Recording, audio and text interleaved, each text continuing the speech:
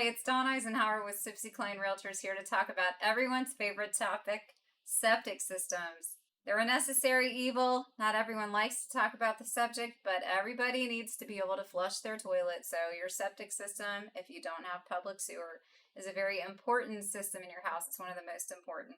Just some things to keep in mind if you're considering buying a house with a septic system. The very first thing is to look at the age of the home.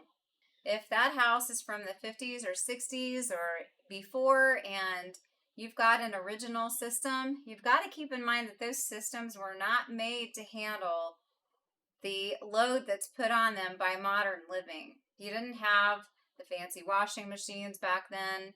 Kids were thrown in the tub to take a bath in a couple of inches of water. You didn't have the range shower heads. You didn't have dishwashers. So back when those houses were constructed with those systems, they just weren't made to handle everything that we throw at them in the modern day.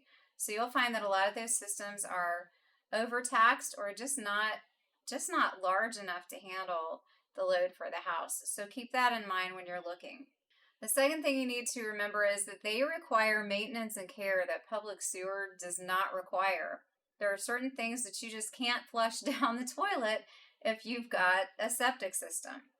So you also have to remember that every 1 to 3 years, they really need to be serviced and pumped out. And if you have a system like an aerobic system, you really need to make sure that you keep that motor changed out because you don't want that motor stopping at the wrong time.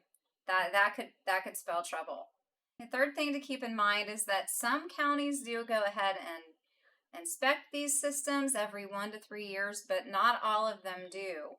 So if you're buying a house, skipping out on that septic inspection is not something that you want to do. You want to make sure that you have that system inspected prior to purchasing the house and make that part of your inspection contingencies.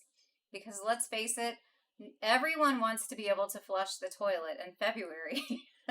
And if that's the wrong time to find out that your system doesn't work. So if you want a system that works, it's best to go ahead and inspect that before you actually pull the trigger on buying that house, just to make sure that you are in good shape after the purchase and you don't have to worry about any surprises when it comes to your septic system. If you have a question about this topic or any other, feel free to call me at 513-236-1254 or private message me. Have a good one.